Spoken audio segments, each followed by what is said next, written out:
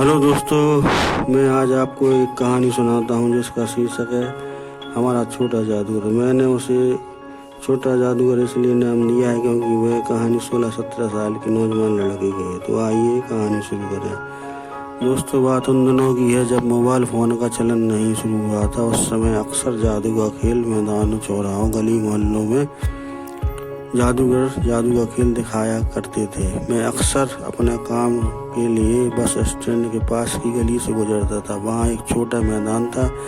मैं अक्सर देखा करता था कुछ लोगों की भीड़ घेरा बनाए हुए खड़ी है और बीच में एक 16-17 साल का लड़का जादू का खेल दिखा रहा है। मैं अक्सर उस लड़के का खेल देखने भीड़ में शामिल हो जाया करता था। वो लड़का अक्सर रस्सी का खेल दिखाता था। रस्सी को वो कैंची से टुकड़े टुकड़े कर देता था, फिर उसे पहले जैसी जादू से कर देता था। रस्सी हवा में बिना किसी सपोर्ट के लहराती थी और ज़मीन पर रेंगने लगती थी। मैं कई महीनों से उस लड़के का जादू का खेल देखता रहा। मैंने एक बार उस लड़के को गौर से देखा तो उसके चेहरे पर परेशानी के भाव दिखे और वह हमेशा जल्दीबाजी में खेल दिखाता था। उसके भाव से लगता था कि उस लड़के को कोई समस्या जरूर है। मैंने एक दिन खेल खत्म होने के बाद उस जादूगर लड़के के पीछे चल दिया। वो मुझे चेहरे से पहचानता था। उसने रास्ते में दूध डबल रोटी ली और आगे बढ़ चला। मैं उसके साथ हो लिया। कुछ गलियों से गुजरने के बाद गली के लास्ट में एक घर आया जिसका छप्पर गिर चुका था। उस पर पन्नी तनी हुई थी। वह उस घर में मुझे ले गया। एक चरपाई पर एक फटे चिथे कपड़ों में लिपटी हुई एक औरत लेटी थी जो लगातार खांस रही थी। वो उसकी माँ थी। वो उसको देखकर उठकर बैठने की कोशिश करने लगी तो लड़के ने सहारा देकर उसे बैठाया और दूध पिलाया और मैंने उससे पूछा तुम्हारी माँ है क्या? उसने बोला साहब मेरी माँ है। मेरी माँ को टीबी की बीमारी और मेरे अलावा हम दोनों का कोई नहीं है साहब। जादू के खेल में इतने पैसे नहीं मिलते कि माँ का इलाज कर सकूं। उसने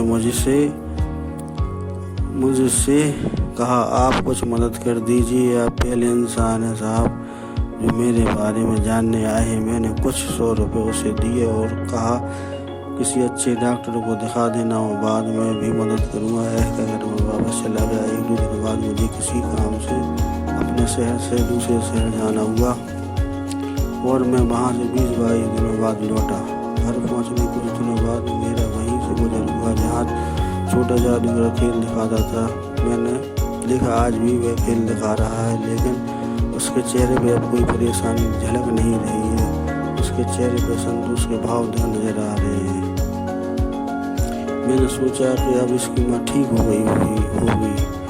मैं खेल देखता रहा। वहीं रस्सी के टुकड़े हुए फिर जुड़ गई, हवा में लहरा जमीन पर रेंगी। मैं देखता रहा। खेल खत्म हो गया। सारी भीड़ चली गई। मैं वहीं खड़ा रहा। वो अपना सामान इकट्ठा करने लगा। फिर उसने मेरी तरफ देखा तो मैंने उससे पूछा आज बहुत देर तक खेल दिखाया? अच्छा खेल दिखाया। आज तुम्हें जल्दबाजी नहीं है घर जाने की? क्या तुम्हारी माँ सही हो गई? वो बोला साहब हाँ मेरी माँ अब सही हो गई। अब मैं आज़ाद हूँ साहब।